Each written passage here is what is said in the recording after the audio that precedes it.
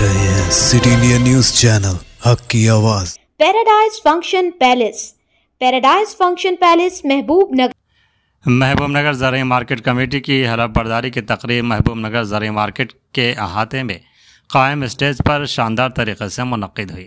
इस हलफ बर्दारी तकरीब में रियासती वज़ीर बराए आबकारी, सयाहत व सकाफ़त जुपल कृष्णा राव मेहमान खुसूसी की हैसियत से शिरकत की और मार्केट कमेटी के मुंतखब डायरेक्टर्स को शालपोशी से नवाजते हुए तहनीत पेश की। बादअज़ां ज़राई मार्केट कमेटी के ADM बालामनी, नौमुंतखब market committee chairman, vice chairman और डायरेक्टर्स ने बेतरतीब हलफ लिया। चेयरमैन की हैसियत से बेकरी अनिता मधुसूदन रेड्डी ने हलफ लिया, जबकि वाइस चेयरमैन की हैसियत से पैदा विजय कुमार ने हलफ लिया। इस हलफ बर्दारी तकरीब में मकामी रुकन असम्बली अन्नम श्रीनिवास रेड्डी, नगर कर्नूल रुकन पार्लियामेंट मल्लू रवि, DCC सदर व रुकन असम्बली देवर कदरा जी मधुसूदन रेड्डी, पालकुर्ती रुकन असम्बली यशस्विनी रेड्डी, अक़लियती मालियाती कॉरपोरेशन चेयरमैन उबैदुल्ला कोतवाल, सदर नशीन बल्दिया आनंद गौड़ ने शिरकत करते हुए इन्हें मुबारकबाद दी। నూతనంగా ఎంపికైనటువంటి చైర్మన్, వైస్ చైర్మన్, డైరెక్టర్స్ అందరికీ కూడా శుభాకాంక్షలు, అభినందనలు తెలియజేస్తా ఉన్నా. ఈ రోజున కాంగ్రెస్ ప్రభుత్వం, ప్రజా ప్రభుత్వం, ఇందిరమ్మ ప్రభుత్వం ఏర్పాటైంది. ప్రజలందరూ కూడా గత ప్రభుత్వ పరిపాలన మారాలి, ప్రజా ప్రభుత్వం రావాలి, ప్రజల సమస్యలు తొలగాలన్నటువంటి ఆకాంక్షతోటి నూతన ప్రభుత్వాన్ని ఎంపిక చేయడం జరిగింది. అన్నప్పుడు రైతాంగమైనా ప్రజలైనా వివిధ ఆశలతో ఉన్నారు, మా సమస్యలు పరిష్కారమైనాయి. ఈ సందర్భంగా మొట్టమొదటగా నూతనంగా ఎంపికైనటువంటి అధ్యక్షులకు, వైస్ చైర్మన్కు, డైరెక్టర్లకు నా సూచన, తక్షణమే కరీంనగర్లో ఉన్నటువంటి సొసైటీ ముల్కనూర్ సొసైటీ వెళ్ళి రావాలి. ఫస్ట్ అధ్యయనం చేయండి. రేపు ఎల్లుండి వెళ్ళండి, ఒకరోజు కాకపోతే 2 రోజులు ఉండండి. ఆ సంస్థ ఈరోజున భారతదేశానికే అగ్రగామిగా ఎదిగింది. ఐ థింక్ అశ్వత్థ వారి పేరే ఉండే, ప్రవీణ్ కుమార్ రెడ్డి ఫాదర్ పేరు విశ్వనాథ్ రెడ్డి గారు.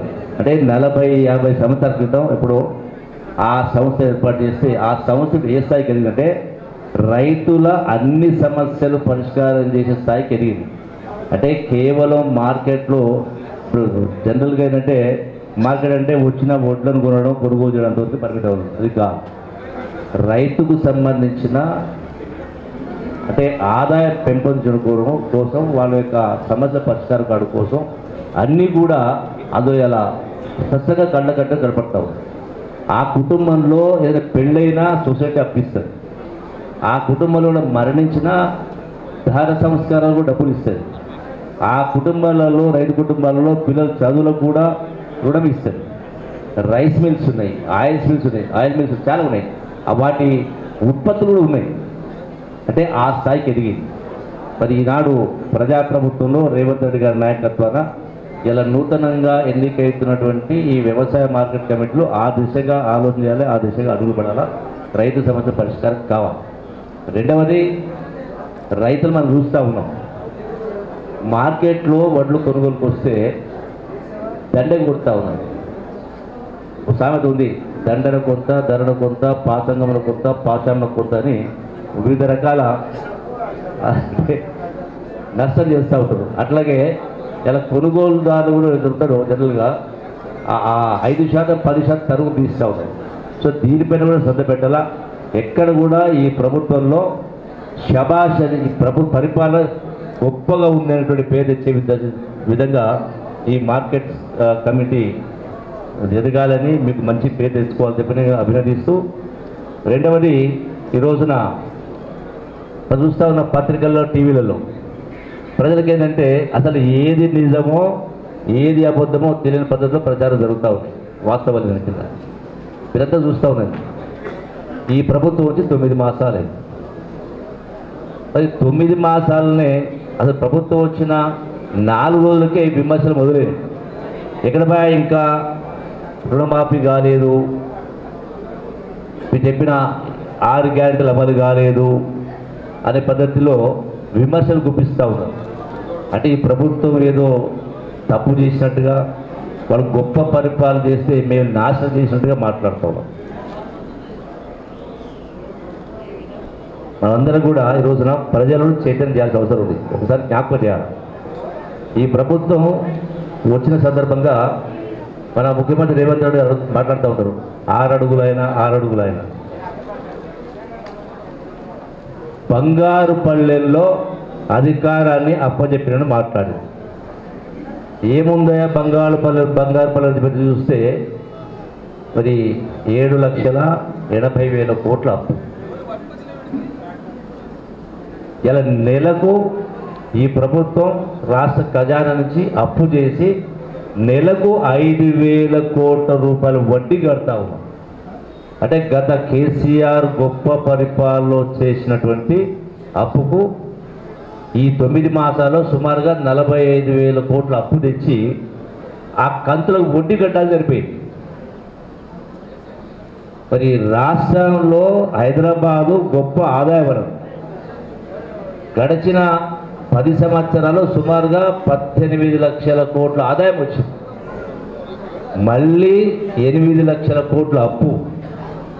ఇది కాకుండా ఆ ప్రభుత్వం దిగిపోయే నాటికి 40,000 కోట్ల బకాయిలు బిల్లులు చెల్లించకుండా ఫైనాన్స్ డిపార్ట్మెంట్లో మునిగిపోయి, అంటే